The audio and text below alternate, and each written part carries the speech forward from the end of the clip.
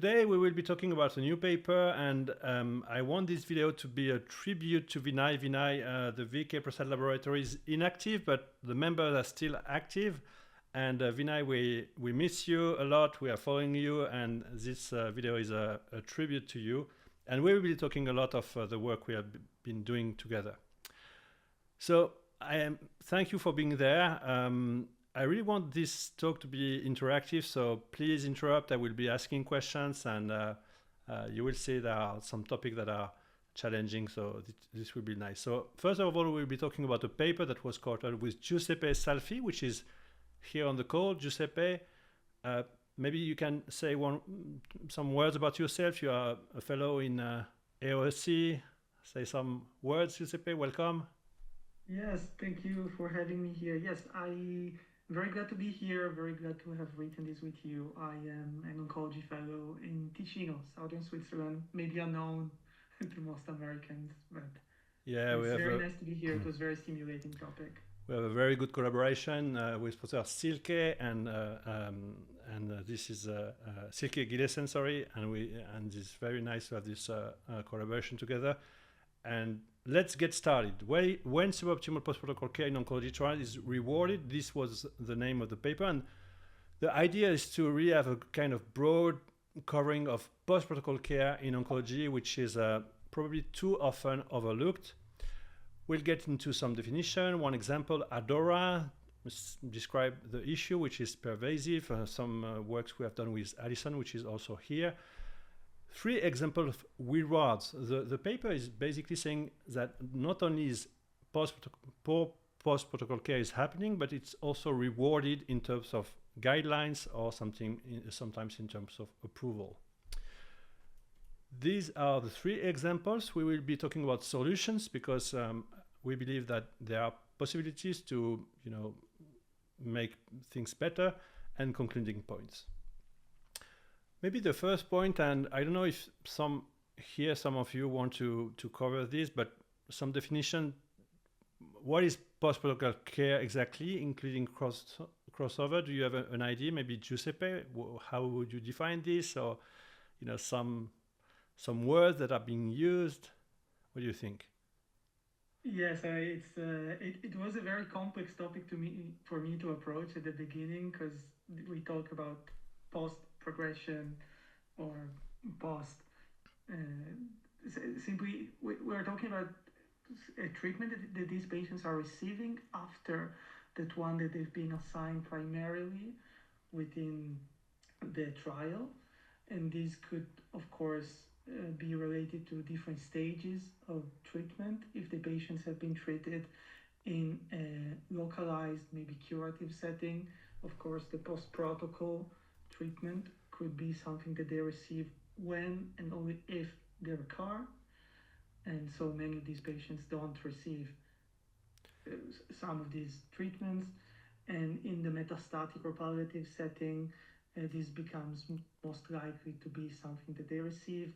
And it's very important to see if this is corresponding to the actual standard of care and whether a good amount of patients receive it compared to the actual real world evidence. Very good, Giuseppe. So exactly as you were saying, basically post-protocol is the care that you will be receiving after the trial protocol, but in some cases, even this post-protocol care actually is within the protocol. Crossover can be, designed within the protocol. Sometimes it's not in the protocol, and we'll touch upon crossover later. When you are in the advanced setting, you have a disease, so then you will be talking about post-progression. But as you rightfully said, Giuseppe, when you are in the adjuvant or neoadjuvant, you don't have a disease which is visible. So if it's come back, it's post-recurrent. Sometimes, there's some confusion. It's not a big deal, but it's just to know that. Sometimes you will see post-trial subsequent therapy and also attrition rate. So attrition rate is a bit different, but basically it's the number of patients you will lose after 1 line, 2 lines, 3 lines of treatment. And sometimes they are, changed interchangeably and not they are not strictly equivalent. So this is good to know the definition. Now, crossover. Crossover is also a very important topic in oncology in general. And there's this paper from Alison that we'll be talking about. In oncology, usually it's referring to unidirectional crossover. So basically, you have patients in the control arm, and when they will be either recurring or progressing, they will be receiving the experimental therapy. This is really the crossover in oncology. And here I'm quoting this paper, which I'm quoting very often. So it was Alison and Vinay, Alison Aslam and Prasad, and Analysis of Oncology. And basically, I don't know, Alison, if you want to talk about this paper. It's a 2-page paper, very clear framework, when crossover is good, when crossover is problematic. I don't want you to go into the details, but maybe some history, because to me, it's really a seminal paper. So I'm glad you are here to be commenting on it. Well, thanks. Yeah, it was basically, we just outlined different situations. It's a commentary article where we talked about different situations where post-protocol therapy or where crossover should be and when it's appropriate, and then other times when it's inappropriate. So obviously, if this drug is approved in a later line and it's being tested earlier line, patients post-protocol should get that therapy if they do progress. But then there's other times where if it's not approved in a later line and they receive it, that would be an inappropriate situation. So we kind of break those scenarios down. Yeah, and I think, thank you, Alison. It's a very good introduction to our first example. Here, basically, it's an image. Basically, the issue with poor post-protocol is the lack of access to best care post-trial. So basically, you are penalizing your control arm down the road, not directly, not during the trial, but after, for patients usually in the control arm that will not have proper access to the best care. And to the point you were describing, Alison, I think the first example is really telling. So this is ADORA. ADORA in lung cancer. ADORA was a trial with a patient having localized lung cancer with the mutation EGFR. And after resection, they were randomized between osimertinib 3 years or placebo. So 3 years of adjuvant treatment. So those patients may not recur. Depending on the stage, etc., they have a risk of recurrence, but they may not recur. And the idea here was to test if osimertinib would improve disease-free survival and overall survival. Disease-free survival was a positive endpoint, but at that time there were a lot of debate. How will overall survival will be better? And after some time, we add the overall survival benefit that was shown, and as you can see, after 5 years, it's a 10% absolute benefit. So it's really, massive in the adjuvant setting. This means that out of 100 patients that you will be treating with osimertinib, you will save 10 lives after 5 years with osimertinib, as compared to those that receive placebo or that will not receive osimertinib. Of course, the question here was exactly the one you were raising, Alison. Do the patient on the placebo arm will receive the best care when they will have a recurrence? Not every patient will recur, but some of them will recur. And what was the best care at that time when the ADORA trial began? It was EGFR TKI for most patients. Of course, some patients will have radiation therapy, some patients will have surgery, but for most of them, it was EGFR TKI, like osimertinib. And during the trial, I think it was mid-trial, we also knew, based on another trial, that osimertinib was the best first line. I don't know if anyone has something to comment here, basically on general issues with ADORA. Any comments, Sunny? Maya? Sunny, maybe?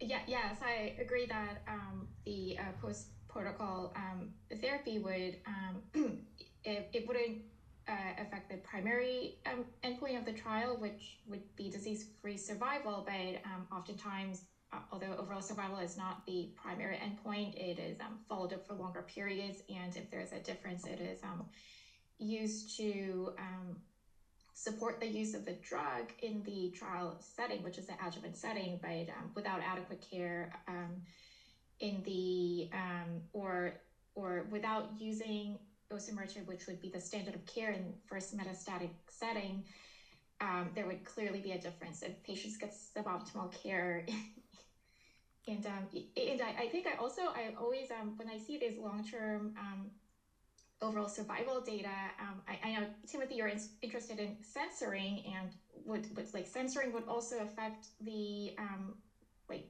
role. I don't know exactly about the DARA trial about how much censoring there was.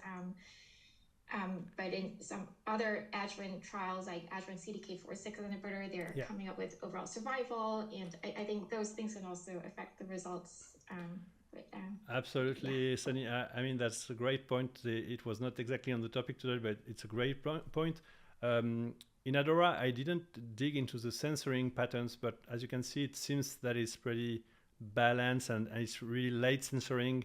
And this is in a sense good, but I agree with you, even with overall survival, we can have issues with censoring, and this was right for CDK4/6 inhibitors in the adjuvant setting. We just had a press release results about abemaciclib, maybe you are referring to this. Yeah, I think censoring is really something to look at for all trials in a sense. It's not just DFS. As you really, I think that was a really important point, Sonny.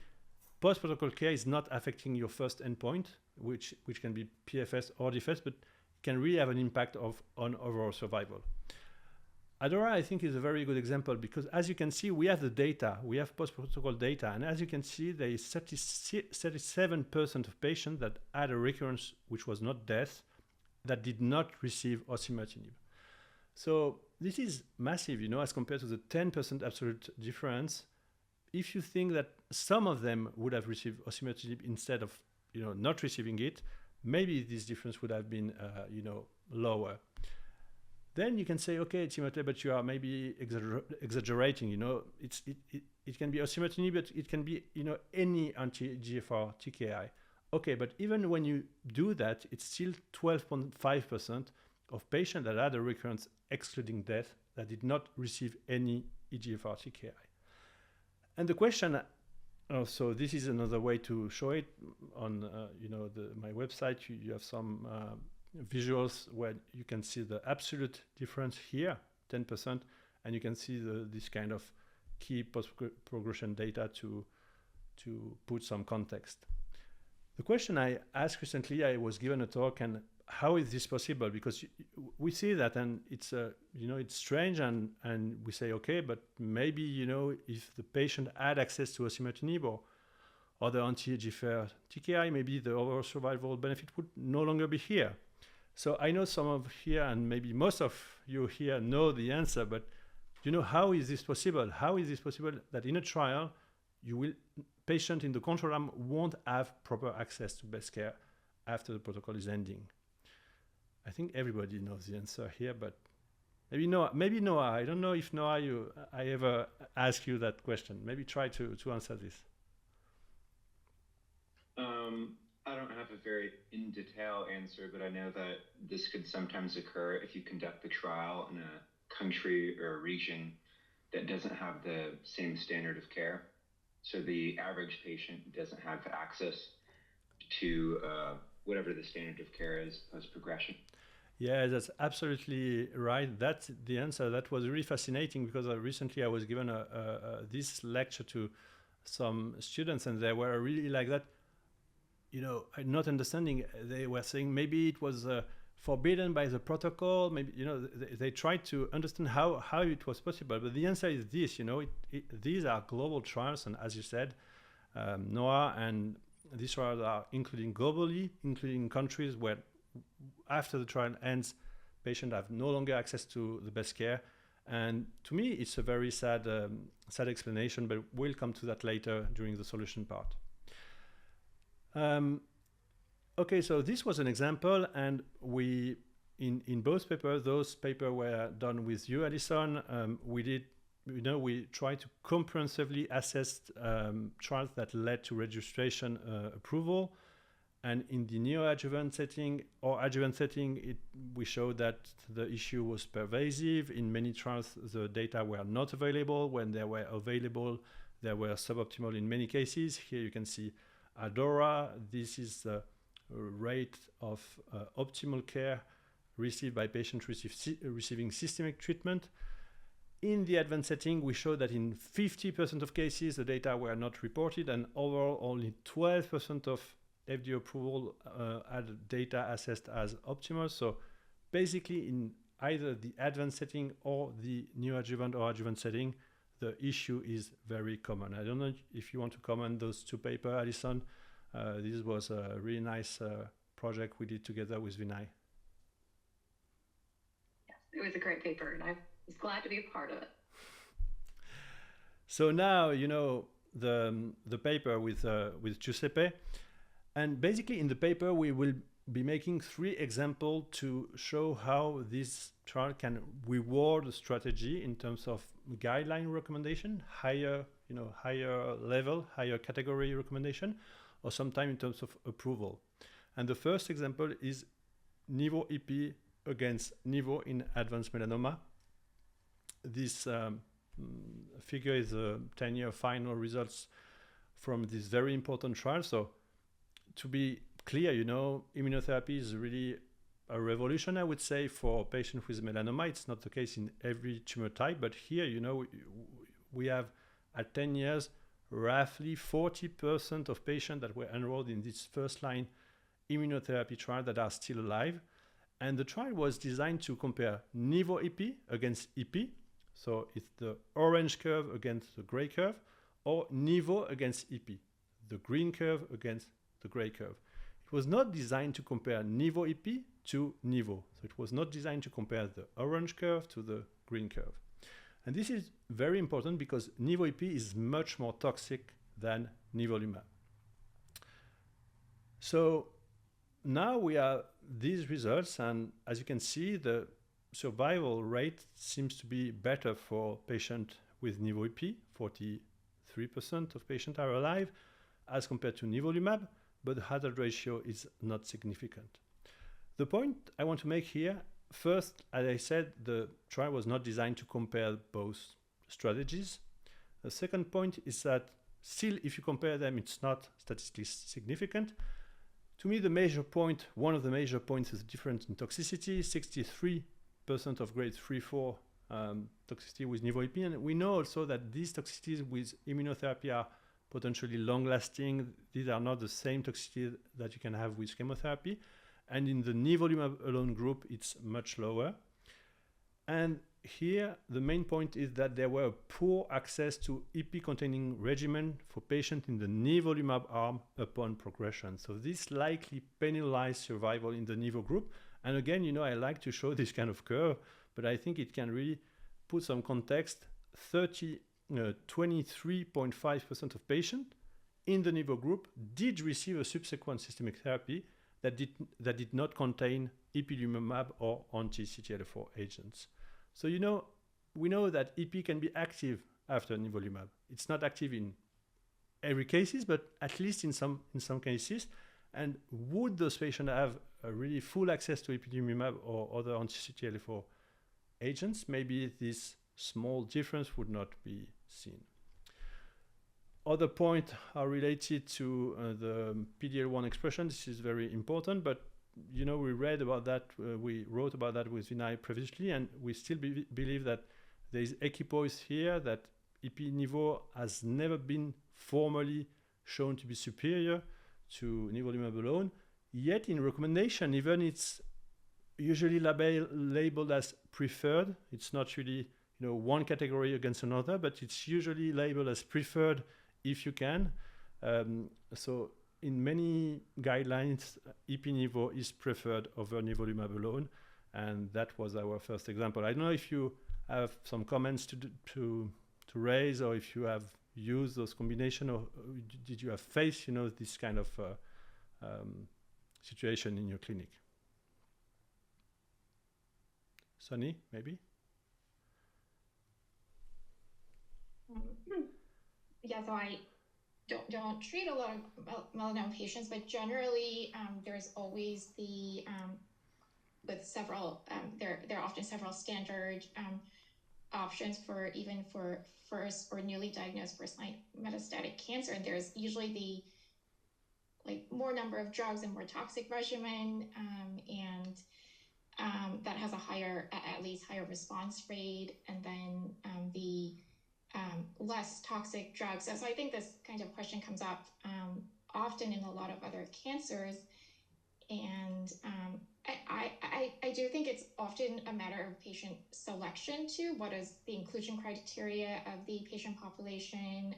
In melanoma, in this case, it may be that if it's a selected group of patients less likely to respond to just nivolumab only with low PD-L1, then ipi-nivo in that subgroup, it may be more beneficial. In some cases, it's patients with high tumor burden or just different signs of more aggressive disease that are less likely to respond.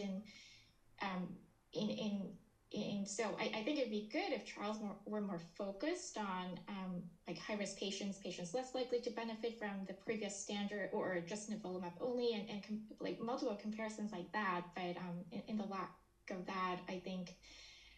But yeah, I do think that reading into these kind of numerical results that the trial was not designed to compare, or which is also not statistically significant, is dangerous, and really it should not be used to change standard of practice. And I think we also saw that in the trial for not multiple myeloma, but smoldering myeloma, where they use secondary endpoints of survival with numerical differences. But Yeah. Thank you. Yeah. I think you are making a great point, and to me the frustration is, if you want to treat your patient with nivolumab alone or pembrolizumab alone, you are perfectly right. In some cases, some specific cases, you will be tempted to treat with ipi-nivo. It can be based on, if there are brain metastases or other features, and we are not trying to make a broad point here, but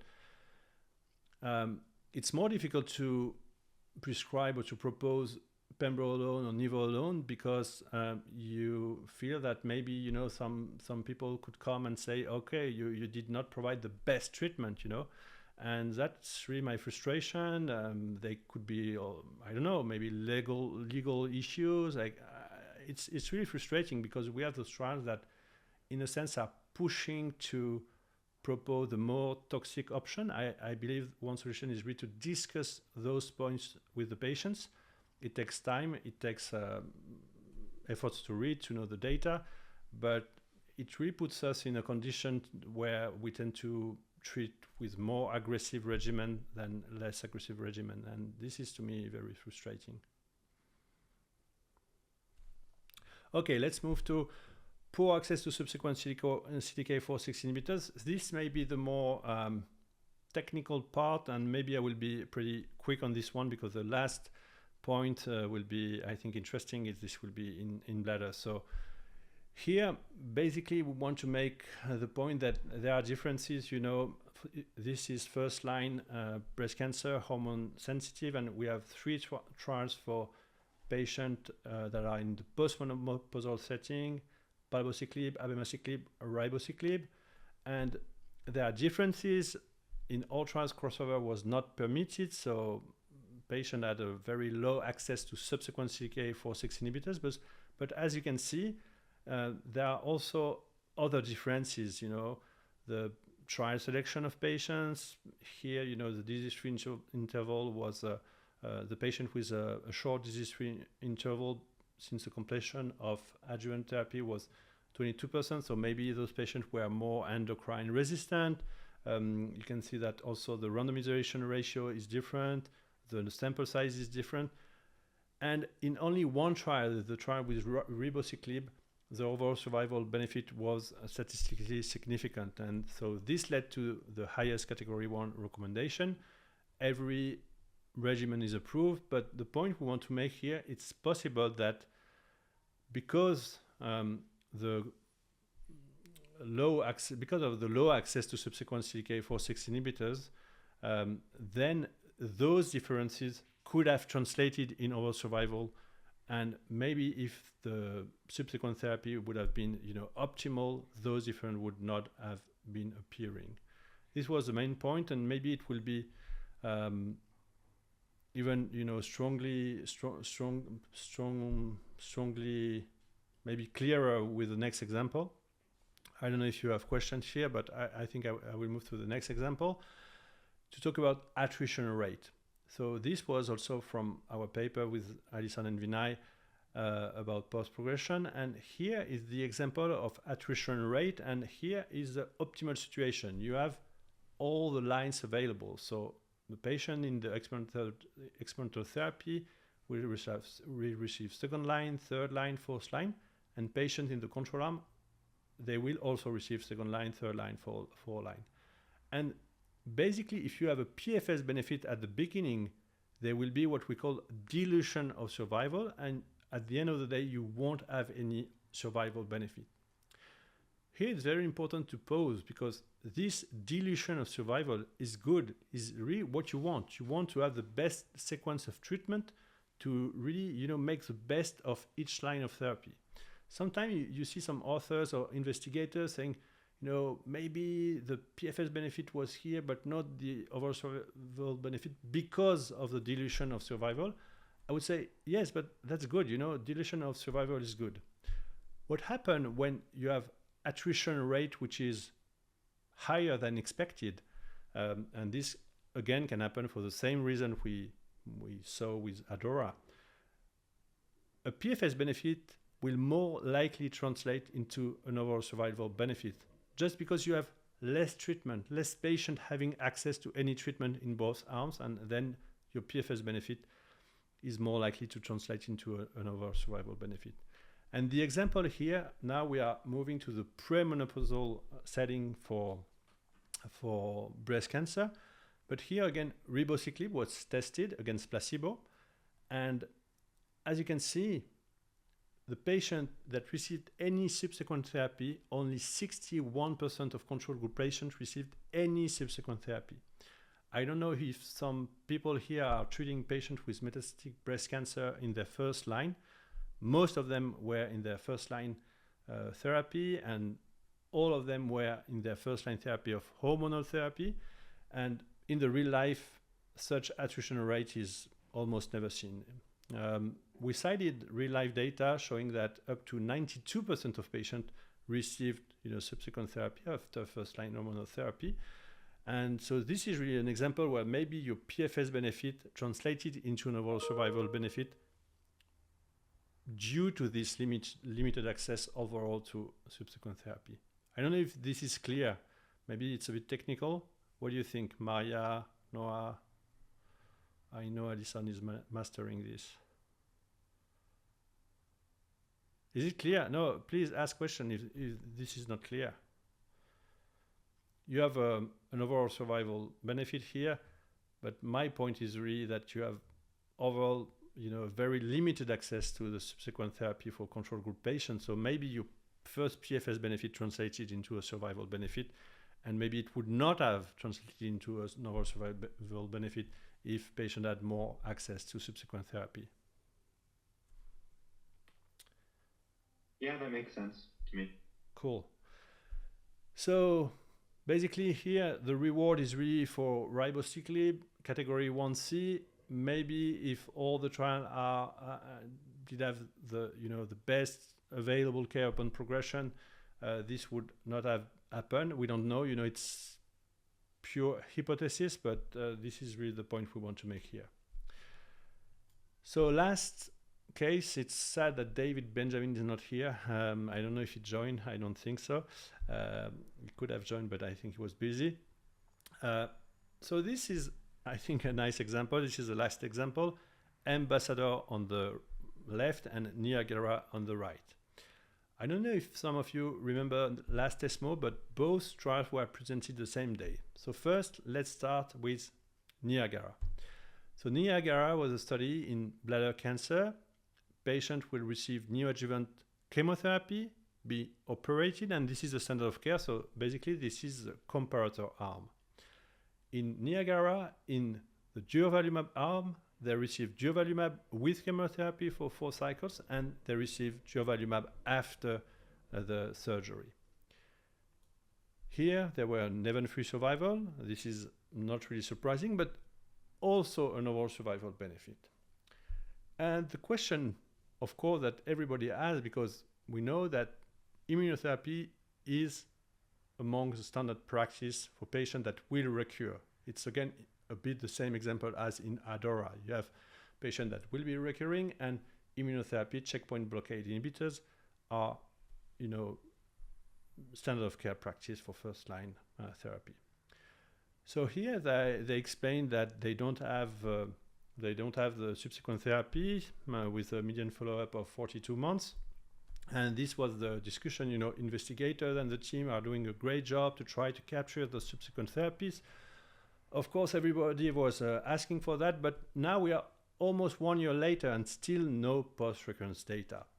So Niagara is really deceiving in that sense, because we should have those post-protocol data. In many trials, we have those post-protocol data, and they are reporting an overall survival benefit, and we will see that it's giving them superiority over other regimen. So this is really a nice example. You will see the comparison with Ambassador. Ambassador, that was a trial that was presented the same day. It's a bit the same setting, but here patient will receive, after being operated, either pembrolizumab for 1 year or observation. So here the design is a bit different, but basically it's also a peri-operative setting. It's adjuvant only, and the difference is this trial was conducted in the US only. The other one was conducted globally. Event-free survival benefit, yes. Overall survival benefit, no. And here, subsequent therapy is reported. And as you can see, 70% of patients receive subsequent immunotherapy, and probably higher in those only receiving systemic therapy. Here, again, it's sometimes difficult to really see the number of patients that are receiving each line of therapy, but this is a question of reporting and data sharing.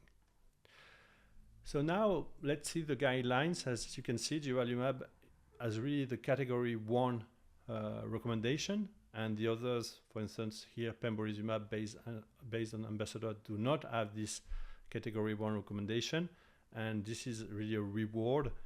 And if we make the comparison, Ambassador is a US only trial when Niagara was a global trial.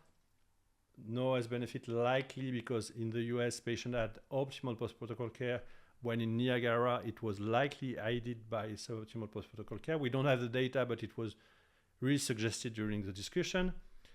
Ambassador did not got the presidential ESMO when Niagara got the ESMO presidential last year. One is approved, the other is not approved. One is recommended, but the other one is recommended with a higher recommendation. So I think this is really maybe the nicest example, really showing the difference and really showing how in the current system, basically these kind of trials are incentivized, they are rewarded. And that was our third example. Do you have any comment, Giuseppe? Christopher joined. You missed the third example. What do you think, Giuseppe? No, absolutely. I mean, this is a very tough case because, of course, we don't have the data from Niagara, but as you suggested, that was kind of commented, highlighted at the discussion of the trial. And of course, it's a very valid point that should be investigated. And right now, we don't have access to the data to just even prove that the point is either right or wrong. Yeah, absolutely. So now, we'll be moving to the solutions, and this is really the elephant in the room, the ethical dilemma that you raised, Noah, you're still here, yeah. Basically, on the one hand, with these global trials, you say, okay, this is providing access to innovation in countries with limited resources, access to drugs otherwise unavailable. I mean, I really understand, physicians, they want to have some access for their patients, and sometimes it's the only way to have this access. But on the other hand, there is limited applicability to countries like the US or Switzerland or European countries. this may be used, I think this may be used by sponsors to demonstrate a survival gain, like a kind of tactic. I believe this is possible. And at the end of the day, this will only provide a temporary access for patients in these countries, because when the trial ends, usually the access is either absent or very limited. So this is really an ethical question that is, I think, often overlooked, because this issue of global trials is really, a very important issue in oncology. And I think regulators could require pre-specified post-protocol care plans that would be aligned with the standard of care in countries where marketing will be sought. And I believe sponsors could mandate and provide these post-protocol therapies. Now, the argument would be this is too costly for investigators. I just put here Adora. When it was approved in 2015 and when Adora was launched, the company was earning 24.7 billion in revenue at that time. And imagine it was just hundreds of patients. Of course, they could have provided the best care for those patients in these trials. This is not, I think, an issue of cost. I think this should be enforced by regulators. So these are the key points. Post-protocol can affect overall survival, can impact the trial's validity to setting with optimal care. To me, this is really posing an ethical dilemma, and I believe regulation is the key, enforcing sponsors to provide the best protocol care after the trial end. And I would just want to acknowledge Professor Alfredo Adeo, which is my chief in Geneva, Professor Vinay Prasad. We miss you, Vinay, which is now the CBR director. And these are some, links, website, research website, some projects if you want to click those links. And cheers from Geneva. And questions, question time now. I will stop sharing my screen. So what do you think? Can I start with a question? Very great presentation, Timothée. I have kept this question to myself, but I think this is a very good moment to bring it up, and I will just remind to everybody that you are a co-author. You were a co-author of this paper, and you did an amazing job. But go on with your question. Now it's more tricky to ask the tough question. No, I mean, of course, this is an important issue. I'm very happy. We were glad we were able to raise this together.